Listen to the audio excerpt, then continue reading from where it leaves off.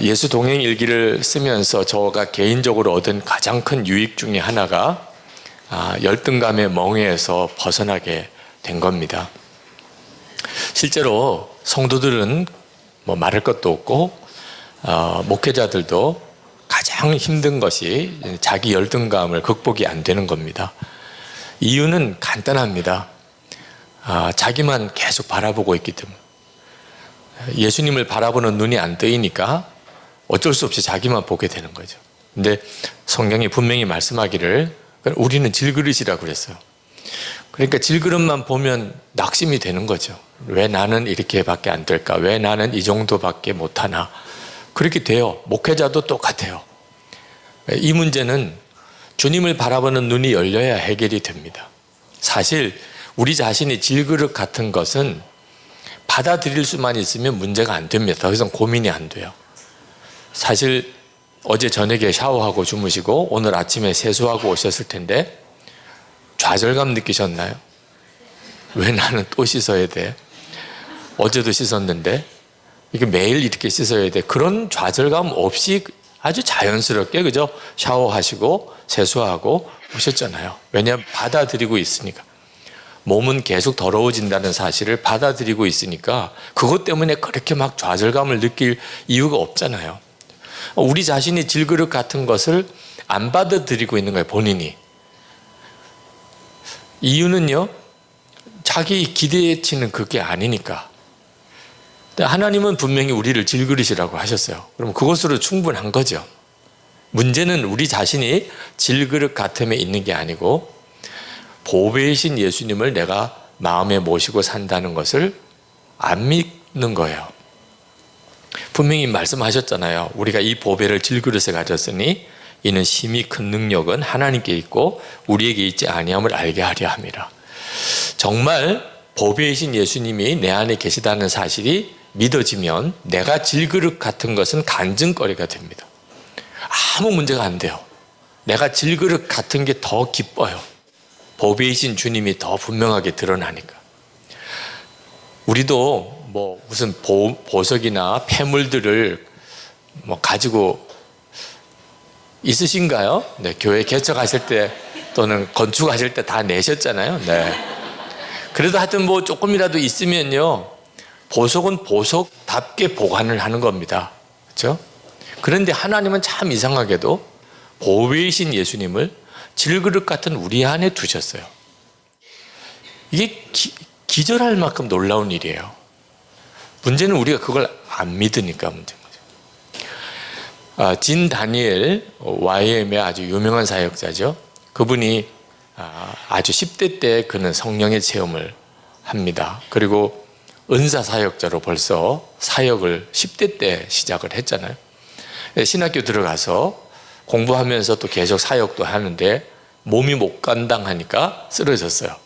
병원에 입원을 했는데 몸이 아픈 것보다 더 힘든 것이 하나님이 나를 버리셨다는 그 마음이 더 힘들었어요. 하나님이 왜 나를 지켜주지 않으시나, 건강을 책임져 주지 않으시나, 나는 주의 일만 이렇게 열심히 했는데, 이제 그런 답답한 마음으로 하나님 왜 나를 버리셨나이까, 이런 생각으로 병원에 누워 있는데 어느 자매가 찾아왔어요. 전혀 모르는 자매가. 하나님이 기도하는데 너에게 가서 말을 전해주래 이러면서 왔어요. 그 자매가 성경을 읽어주었습니다. 골로새서 1장 26절 27절. 이 비밀은 만세와 만대로부터 감추어졌던 것인데 이제는 그의 성도들에게 나타났고 하나님이 그들로 하여금 이 비밀의 영광이 이방인 가운데 얼마나 풍성한지를 알게 하려 하심이라. 이 비밀은 너희 안에 계신 그리스도시니 곧 영광의 소망이니라. 진, 내 안에 계신 그리스도시래. 그 말하고 오래. 그것으로 충분한 거야. 그러고 갔어요. 정말 생뚱맞은 일이죠. 전혀 모르는 자매가 와서 내 안에 계신 그리스도시래. 조금 전까지 하나님 왜 나를 버리셨습니까? 하나님 도대체 어디 계십니까? 이러고 있었는데 이건 정말 너무나 놀라운 응답이잖아요. 그래서 침상에 누워서 내 안에 계시다니까. 하나님 어디 계세요? 이렇게 질문을 합니다. 그때 마음에 너무 강하게 내가 너와 함께 있어, 이런 음성을 듣습니다. 또 질문해요. 제 안에 계시다면 왜 나를 이렇게 내버려 두시나요? 내가 할 일이 얼마나 많은데. 그때 주님이 말씀하세요. 너는 내 일을 하느라고 애를 쓰지만 내가 정말 원하는 것은 그냥 너 자신이야. 아니 그래도요, 지금 제가 할 일이 너무나 많은데 지금 아무것도 못하고 있어요. 그건 못해도 돼. 그건 다 내가 하는 거야. 너는 그냥 너가 할 수 있는 것만 하면 돼.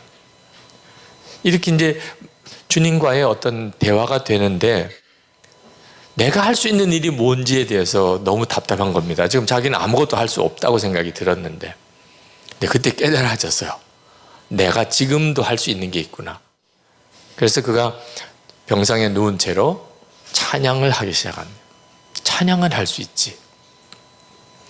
그때 이렇게 썼어요. 그가 몸은 비록 쇠약해져 있었지만 나는 예수님을 경배하였다. 그렇게 했을 때 나는 더 이상 외롭지도 또한 공허하지도 않음을 깨달았다. 며칠 동안 나는 주님의 임재하심과 영광이 내 위로 흘러넘치는 것을 느꼈다. 마치 먼 곳에 떠났다가 다시 돌아온 좋은 느낌이었다. 나는 격려를 받고 용납받았으며 사랑받았다. 그분은 내 영을 소생시키시고 내 구원의 기쁨을 새롭게 하셨다.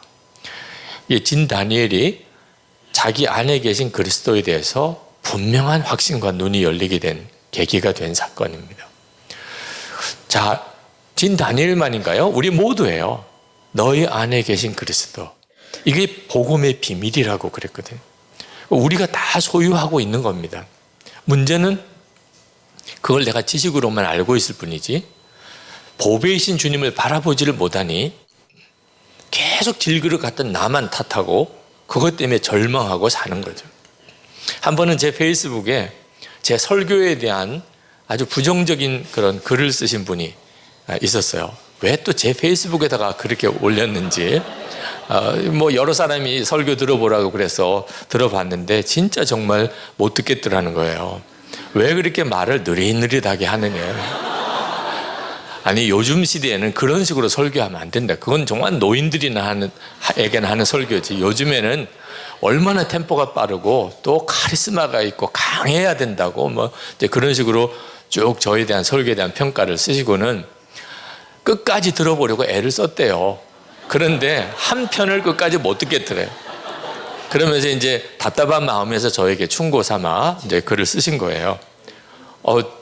제가 그 글을 읽고 조금 마음이 철렁하더라고요. 네. 댓글이 막 달리더라고요. 네. 제 페이스북이니까 그래도 저에 대해서 비교적 좋게 생각하는 사람들이 다 보는 난이잖아요. 뭐 나는 은혜가 됐다고 뭐 다른 설교도 들어보라고 그러고 뭐 그러다가 어떤 분은 정 느리게 들리면 1.5배속으로 들어보라고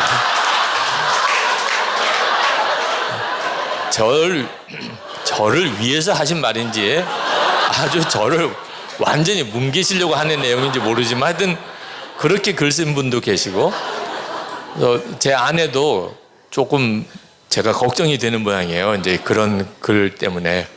근데 사실 기분 좋을 리는 없지만 그렇게 큰 충격을 안 받은 것이 이미 하나님이 제 설교에 대해서 제가 설교 못하는 거에 대한 다룸을 먼저 주셔서 그것도 신학교 1학년 때 제가 부산 출신이에요.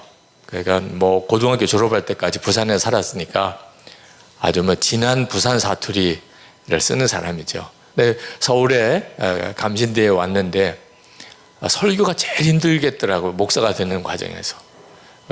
뭐 사람들 앞에 나서는 거 정말 부끄러워하고 말하는 거 굉장히 힘들어하는 성격이라 이게 설교를 어떻게 매주 다른 설교를 할 수 있을까? 그게 이제 저에게 제일 큰 고민이었는데 아니나 다를까 이제 신학교 1학년 때 어린이 예배에 설교를 순서대로 신학생들이 해야 된다는 겁니다. 제 차례가 왔는데 나름대로 열심히 설교문은 준비를 했지만 말을 이렇게 시작을 하니까 서울 애들이 다 뒤집어지는 거예요. 제가 한마디 하면 따라하고 한마디 하면 따라하고 뭐 수습이 안 돼요. 이거 시작은 했는데 설교를 마무리를 못 짓겠는 겁니다. 그때 제 마음속에 나는 정말 설교를 못한다. 애들도 이렇게 핍박을 하니 어른들에게는 어떻게 설교하나. 그래서 신학교 1학년 때 제가 부산 사투리를 고쳤어요. 밤마다 음악방송 들어가면서 그 멘트 하는 걸 따라하고 멘트 하는 걸 따라 억양을 배우려고 1년 만에 고쳤어요. 제가 말이 좀 느린 이유는 그때 부산 사투리를 안 쓰고 생각하면서 억양을 하려고 하다 보니까 나도 모르게 이렇게 느려졌어요. 어떤 분들은 저보고 충청도 출신이냐고 하시는 분들 계세요. 근데 겨우 충청도까지 온 것 같아요. 서울 사람이라고는 말을 안 하시고. 그때 말투는 고쳤는데 마음의 열등감은 해결이 안 되는 겁니다. 저는 설교하면 사람들이 나를 비웃을 거라고 하는 마음이 제 속에 딱 새겨져 있었어요. 그래서 설교를 할 때 누가 빙긋이 웃으면 또 비웃는구나. 또 내가 뭘 잘못 이야기했나 봐. 이런 생각이 나도 모르게 이렇게 들어요. 그래서 얼마나 이건 큰 문제인지 설교자로서 심각한 문제죠. 이 문제 해결이 도무지 안 되는 거예요. 저는 다른 목사님한테 설교 듣고 은혜를 못 받았어요. 아무리 설교 잘하시는 목사님 더 화가 나요. 아니 저분은 왜 저렇게 말을 잘한대. 그게 너무 화가 나는 겁니다. 어느 집회 때 여러 목사님들이 같이 섬기는 집회에 가서 나도 모르게 그렇게 생각하고 있는 겁니다. 내 앞에 설교하시는 분이 죽쓰기를. 그래야 제가 설교할 때 어느 정도 이렇게 균형이 맞잖아요. 그분도 죽을 썼으니까. 무섭더라고요. 제가 지금 내가 무슨 생각을 하고 있는 거야. 정말 하나님 나 이거 어떻게 해야 합니까? 그런 기도가 저절로 나와요. 근데 이 문제를 하나님이 말씀으로 해결해 주셨어요. 큐티하면서. 혹시 여러분 중에도 자기 열등감에 심하신 분들은 한번 고린도전서 1장 27절부터 보십시오.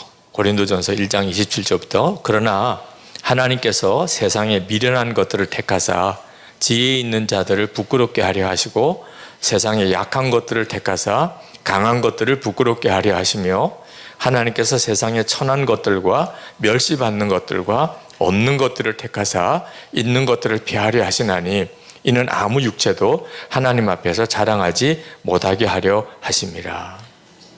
여러분이 이 말씀이 정말 진리라고 믿으세요? 정말 그러세요? 정말 저는 안 믿어지는 거예요. 이 말씀이 진짜 진리라면 우리 아이가 학교에서 꼴등을 하면 너무 기뻐야죠. 하나님이 택한 아이예요. 멸시받는 아이를 택한다고 그랬죠. 그러니 얼마나 기뻐요. 꼴찌했다는 게 얼마나 감사해요. 그렇습니까? 1등 하면 너무 좌절이 와요. 하나님 우리 아이는 버리셨나요?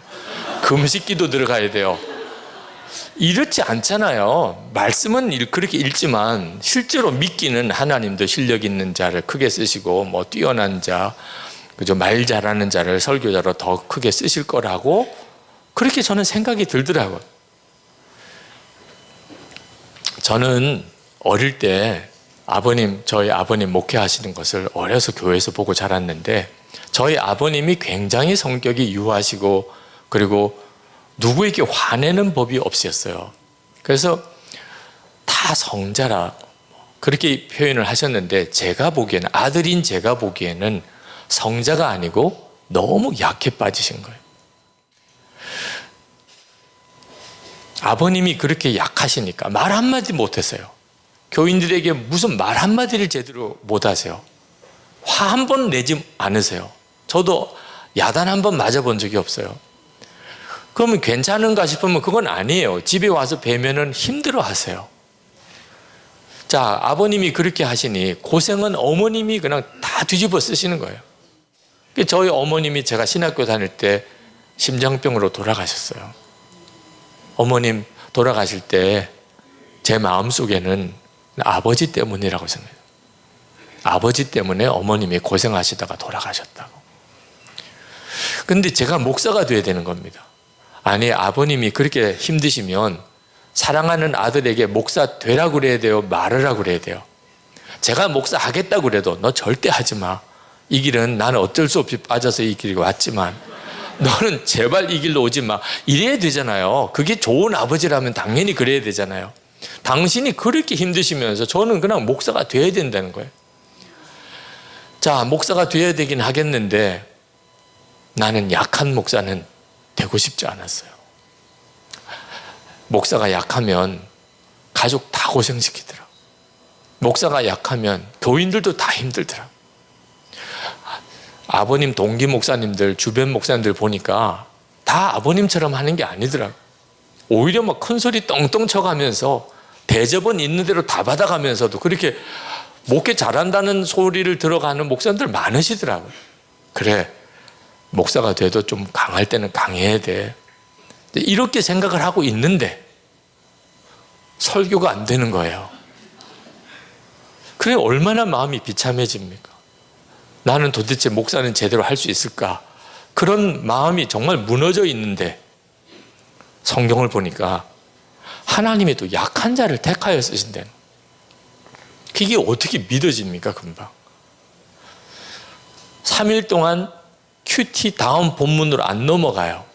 사실 이 말씀을 믿고 적용을 해야 되잖아요. 큐티를 하려면 적용이 안 되는 거예요. 저 자신에게 3일째 이건 이해하고 믿어지는 말씀이 아니라는 것, 결론이 내려졌어요.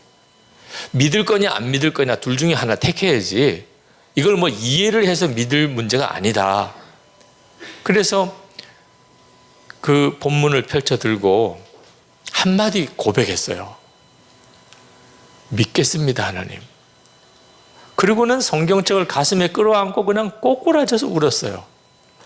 그게 뭐 그렇게 울 일인지 모르지만 하여튼 걷잡을 수 없이 속에서부터 울음이 터져 나오는데 내가 왜 이렇게 우나 싶은 생각이 들 정도였어요.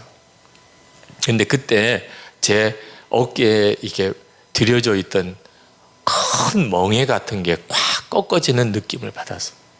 그게 열등감의 멍이에요.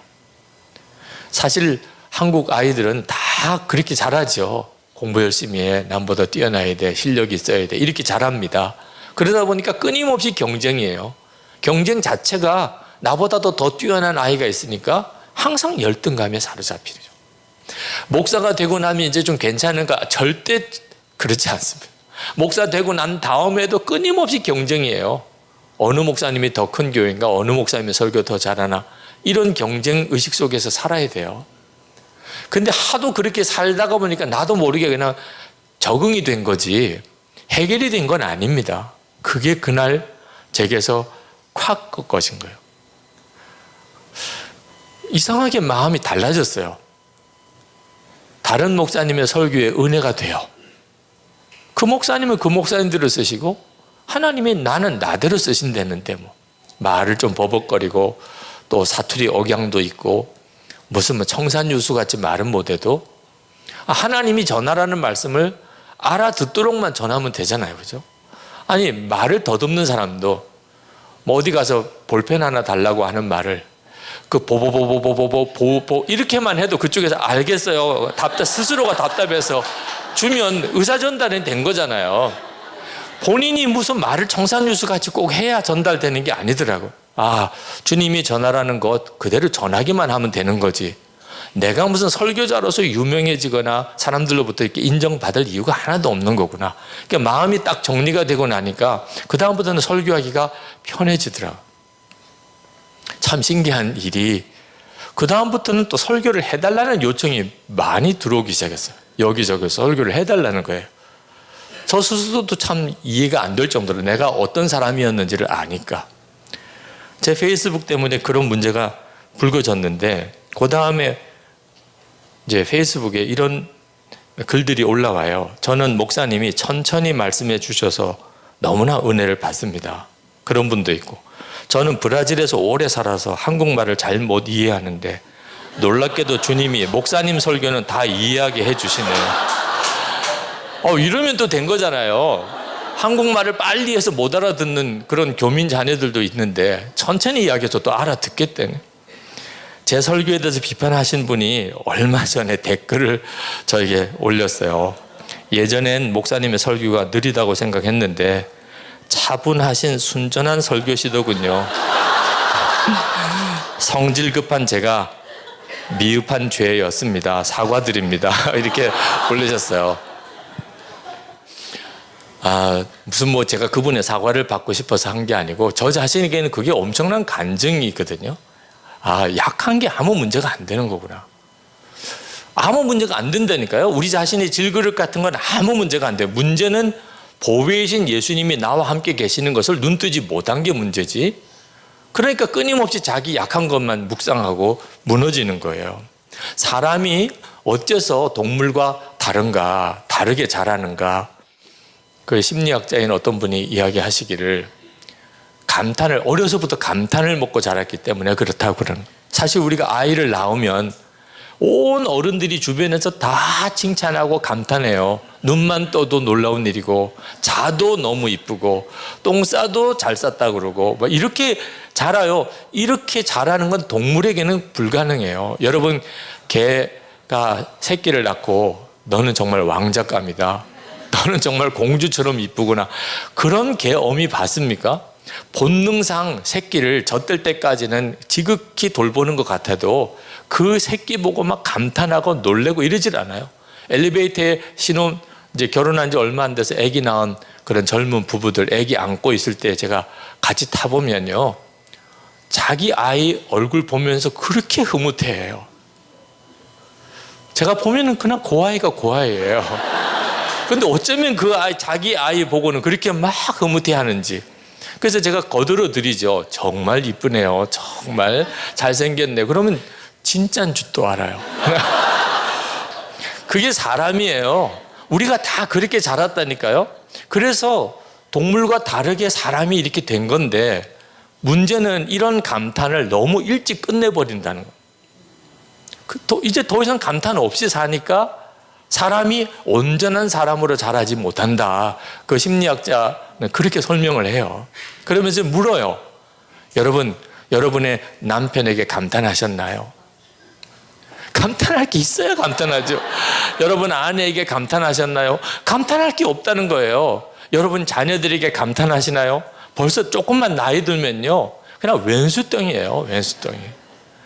이게 얼마나 심각한지.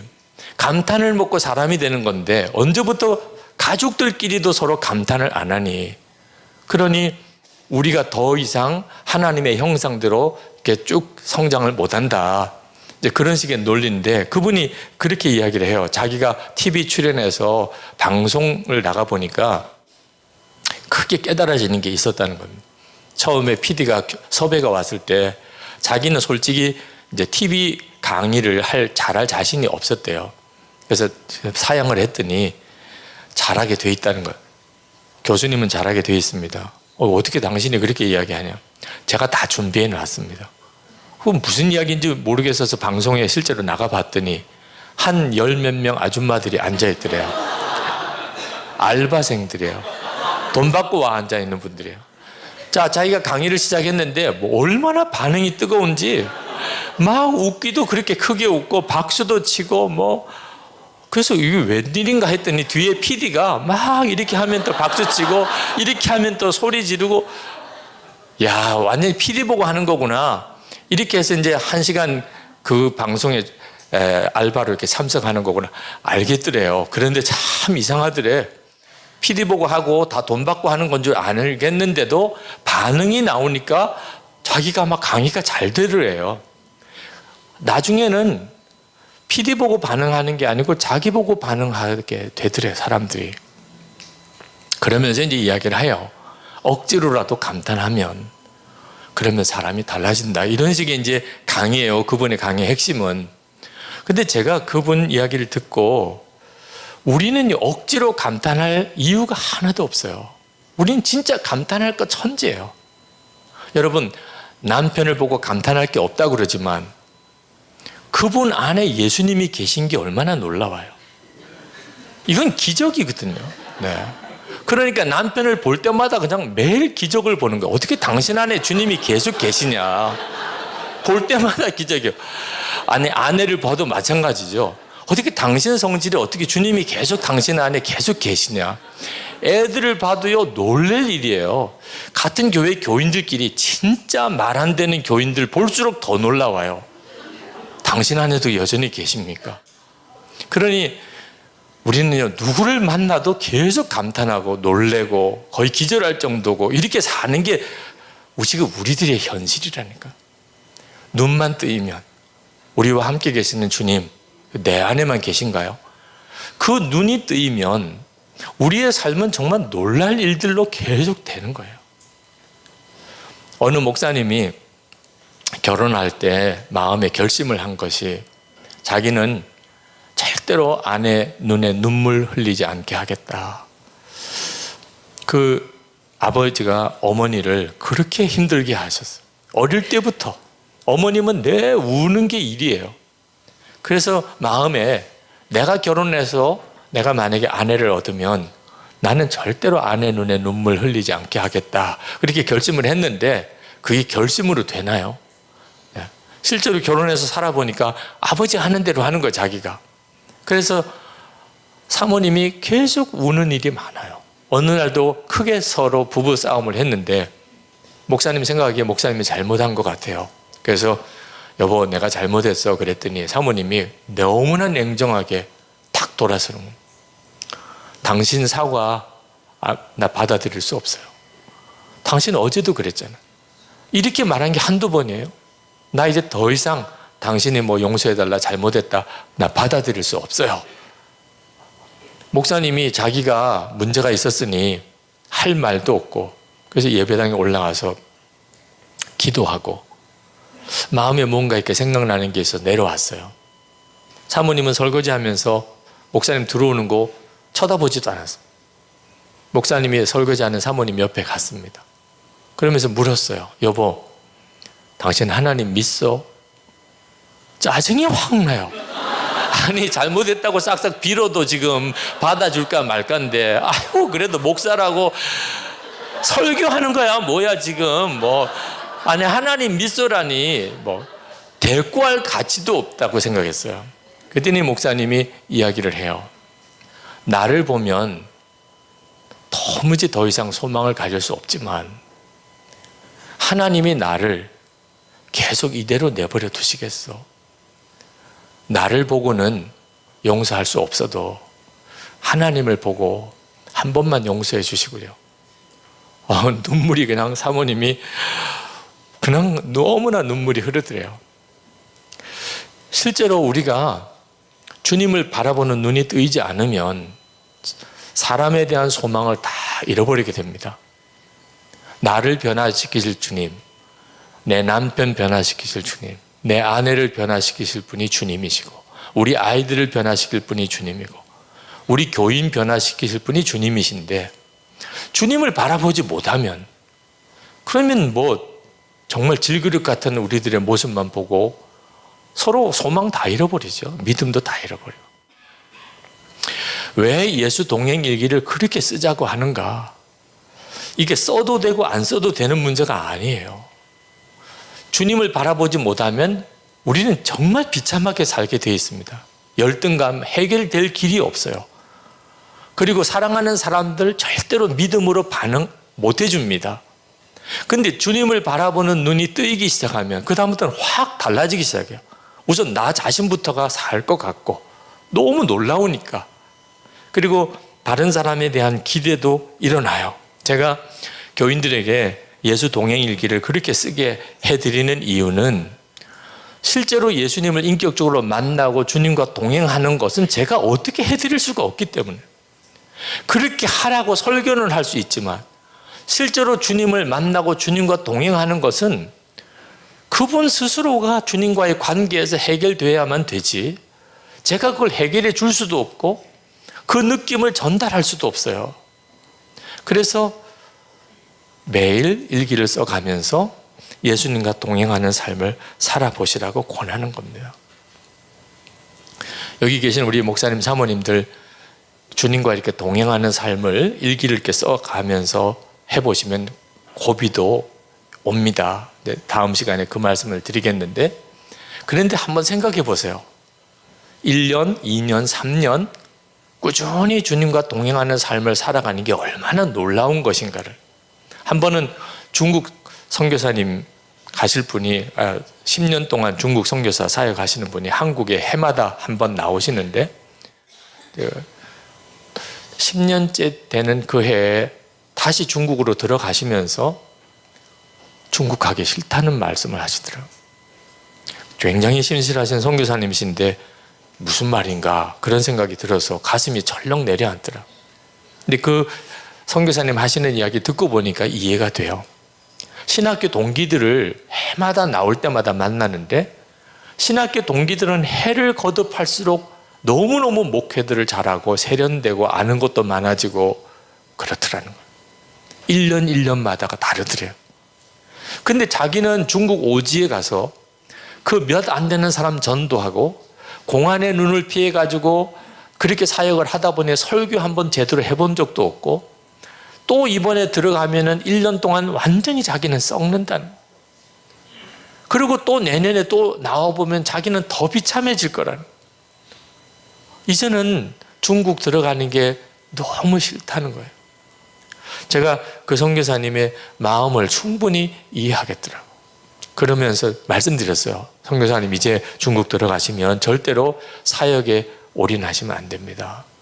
큰일 납니다. 그 선교사님이 무슨 말씀인가 싶더라고요.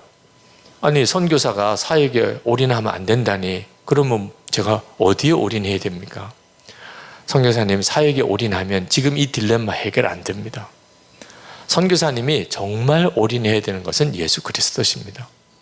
선교사님 안에 계시고 선교사님을 그곳까지 인도하시고 그곳에서 당신의 일을 하시는 그 주님만 그래서 아침에 눈 뜰 때 바라보시고 종일 주님과 함께 사역하시고 주님 하시는 일을 같이 옆에서 거들고 그리고 저녁에 또 주님께 하루에 주님과 동행했던 것을 기록으로 남기고 주무시는 그것만 1년 하시라. 이제부터는 선교사님이 사역을 하시는 게 아니고 주님이 하시는 거고 선교사님은 주님 바라보고 그냥 사시는 것뿐입니다. 그렇게 한번 1년을 살아보시고 나면 한국에 돌아오시면 주변에 있는 사람들이 다 선교사님한테 와서 한번 말씀 전해달라. 어떻게 선교사님은 그렇게 주님과 가까우신 것처럼 보이느냐? 어떻게 선교사님은 그렇게 주님의 음성을 잘 들으시느냐? 그렇게 물어오게 될 겁니다. 1년만 해보세요. 그리고 그 선교사님께 말씀을 드렸어요. 선교사님 너무 부럽다고 그랬는데 한국에 있는 동기들이 그 동기들 중에 선교사님이 느끼기에 이분은 정말 예수님하고 정말 친밀하시구나. 주님의 마음을 너무나 잘 아시는구나. 그렇게 느껴지는 분이 누구라고 생각이 드십니까? 그랬더니 눈을 감고 한참을 이렇게 동기들을 쭉 생각하시는 것 같아요. 그랬더니 하시는 이야기가 뭐 신학교에 교수로 가신 분도 있고 뭐 지금 목회를 너무나 잘 하시는 분들도 있고 그런데 딱 누가 주님과 정말 친밀하시다고 말하기는 어렵다는 거예요. 그건 잘 모르겠대요. 선교사님 그렇습니다. 한국에서 목회하는 게 얼마나 분주하고 바쁜지 사역은 점점 규모가 커지고 또 세련되고 그런데 주님과의 친밀함은 여전히 성장이 안 되고 오히려 퇴보하는 경우가 많습니다. 그래서 지금 한국 교회가 큰 위기입니다. 자, 오늘 이 자리에 계신 우리 목사님 사모님들도 주변에 있는 분들을 한번 좀 생각해 보세요. 정말 주님과 친밀하신 분. 저분은 정말 주님과 친밀하시구나. 주님과 함께 하시는구나. 참 찾아보기 어렵습니다. 그렇게 목회자들도 많고 사모님들도 많은데도. 그러니 한번 이 시간에 목사님 사모님들이 주님과 온전히 동행하는 삶을 1년을 살아보고 2년을 살아보고 3년을 살아보는 게 그게 작은 일이겠습니까? 우리가 진짜 붙잡아야 될 게 사실 그거죠. 그게 우리 모든 사역과 목회의 기초입니다. 기초. 주님과의 친밀함에 대해서 집중하면요, 그 분야에 대해서 전문가가 돼요. 설교에만 집중하면 설교 전문가가 되고, 교육에 대해서 집중하면 교육 전문가가 되고, 상담 공부도 하고 계속 상담 많이 한 사람은 상담 전문가죠. 근데 우리에게서 진짜 전문가가 되어야 될 게 어디죠? 예수 그리스도, 주님과의 친밀함이잖아요. 나머지는 다 그 다음에 있는 것들입니다. 유진 피터슨이 그가 일상의 부활을 살다 그 책에서 마귀가 거둘 수 있는 최고의 성과는 바로 그리스도인들로 하여금 스스로를 평신도라고 생각하게 만드는 것이다. 그런 말을 했습니다. 이 평신도라는 말에는 좀 논란이 있습니다. 이게 캐톨릭적인 개념이라고 맞죠. 사실 우리 개신교회는 목회자와 평신도가 무슨 특별한 어떤 계급으로 나눠지는 층이 아닌데도 지금 우리는 그냥 일상적으로 평신도라는 말을 씁니다. 근데 이 말 속에는 나는 비전문가야, 이런 의미가 담겨져 있는 거예요. 예수님과의 동행, 그거는 전문가이신 목회자들이 하는 거고, 나는 평신도인데 뭐, 평신도는 주님과의 친밀하게 동행할 수도 없고 또 할 필요도 없잖아. 그냥 목사님이 다 알아서 이끄시는 대로 가는 거지. 이 예수님과 친밀히 교제하고 동행하는 이 일을 전문가에게 맡겨버리는 이 기가 막힌 일에 대해서 유진 피터슨이 통탄을 합니다. 사람들이 자신의 영혼의 문제까지도 전문가에게 맡기려 한다는 점에서 마귀는 대성공을 거두고 있습니다. 마귀는 우리로 하여금 술을 많이 마시고 방탕하고 온갖 죄를 짓고 음란하게 살게 함으로 우리 영혼을 파괴하려는 복잡한 계략을 짜내지 않는 것 같습니다. 그러면 오히려 우리는 죄책감에 눌려 지내다가 갑작스러운 회개로 주님께로 극적으로 돌이키기 쉽기 때문입니다. 마귀는 그런 위험을 감수할 필요가 없이 그저 너는 평신도야 라는 생각을 슬쩍 마음속에 밀어넣습니다. 너는 목사 아니잖아. 선교사도 아니잖아. 그러면 많은 그리스도인들이 부활의 주님과 직접 동행하려 하지 않고 교회만 왔다 갔다 하게 되는 겁니다. 정말 우리들이 지금 부딪혀 있는 교회 현실의 문제예요. 그러나 이게 꼭 교인의 문제만입니까? 목회자들인 우리들조차도 예수 전문가가 따로 있듯이 우리가 그렇게 생각하는, 예수님과 친밀한 어떤 목사가 따로 있을 거라는, 수도원에서 오래 수도 생활을 하신 분들, 그렇지가 않거든요. 목회자들인 우리 안에 이 문제가 터져야 돼요. 예수님과 친밀히 동행하는 것은 모든 성도에게 허락된 은혜입니다. 우리 안에 오셨잖아요. 예수님 마음에 오시지 않은 크리스찬이 있을 수가 없잖아요. 그러니 지금 좀 미숙하고, 지금은 좀 어색하고, 지금은 좀 잘 안 되고, 다 그렇게 안 살아봤기 때문입니다. 주님과 친밀히 동행하면서 살아보지 않았기 때문에 지금 다 미숙하고 어색하고 좀 힘들게 느껴지는 거예요. 시작을 해야 됩니다. 그래야 1년 차도 되는 거고 2년 차도 되는 거죠. 시작을 하지 않았는데 주님과 동행에 1년 차, 2년 차가 있을 수 있나요? 일기를 쓰시라는 거예요. 그러니까 결론적으로 제가 드리는 말씀은 그냥 세미나만 듣고 가지 마시고 실제로 한번 쓰기 시작을 해 보시라는 겁니다. 그리고 다음번 강의 때 이제 고비들이 올 때 그 고비들을 어떻게 극복할지에 대한 말씀을 또 이어서 드리겠는데, 사실 우리가 처음에 양치질 배울 때 기억 안 나시죠? 얼마나 그게 귀찮은 일이었는지. 하여튼 엄마 몰래 양치질 안 하고 자는 날은 너무 행복한 날. 네. 근데 그걸 또 엄마가 알고 또 자는 날을 또 깨워가지고 칫솔을 이에다가 막 이렇게 넣어줄 때 그 정말 괴로운 느낌을 다 잊어버리셨잖아요, 우리는. 왜? 시간이 지나고 우리는 이제 양치질 하는 게 익숙해졌어요. 그러니까 양치질을 하지 말라고 그러면 지금 힘들어요. 사실 양치질이 얼마나 귀찮은 일이에요. 그런데 우리는요, 양치질을 하고 오히려 개운하게 느끼죠. 익숙해짐의 문제입니다. 주님과의 친밀한 동행이 익숙하지 않았기 때문에, 또 그걸 매일 체크해 보면서 사는 게 익숙하지 않았기 때문에 힘들게 느껴지는 거지. 실제로 저 같은 경우는 일기를 쓰지 않고 그날 하루를 마감하는 것은 너무 힘들어요. 마치 씻지 않고 자라는 거나 마찬가지. 그건 정말 참 이상한 일이죠. 어떤 사람은 일기 쓰고 자는 게 힘들다고 하는 사람도 있고, 어떤 사람은 일기 안 쓰고 자는 게 힘들다는 사람의 차이는,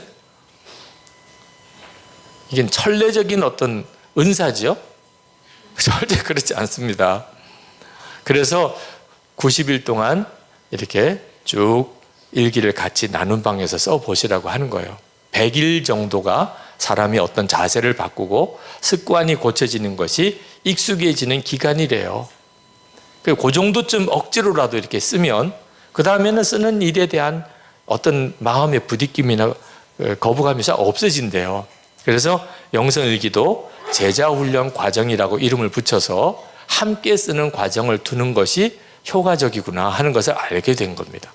그래서 영성일기 책을 만들어서 교인들이 그렇게 하고 싶어 하는 분들이 계시면 같이 영성일기를 쓰는 과정을 쭉 밟아주면 쓰는 일이 훨씬 쉬워지는 것을 보았습니다. 자, 이제 이번 강의 마무리하면서 다시 한번 해보면 좋겠어요. 오늘 이 9번째 강의를 통해서 내게 특별히 주신 주님의 말씀이 있는지, 영성일기라는 게 사실 이 시간에 주시는 주님의 은혜, 또 내가 얼마나 주님을 바라보았나 하는 것을 쓰는 거거든요. 강의 듣다 보니까 예수님 생각도 못했다, 그것도 중요한 문제예요. 쓰라고 하니까 이제 생각났다. 결국은 요 단계를 거쳐야 어느 순간에 강의 듣는데 주님이 같이 생각나고, 저 같은 경우도 그랬어요. 설교하다가 강의하다가 주님 놓치는 적이 많았어요. 근데 지금은 강의하면서 주님이 느껴져요. 이건 저절로 되는 건 아닌 것 같아요. 그러니까 안 되는 것은 안 된다, 못하는 것은 못한다, 그렇게 써보시기 바랍니다.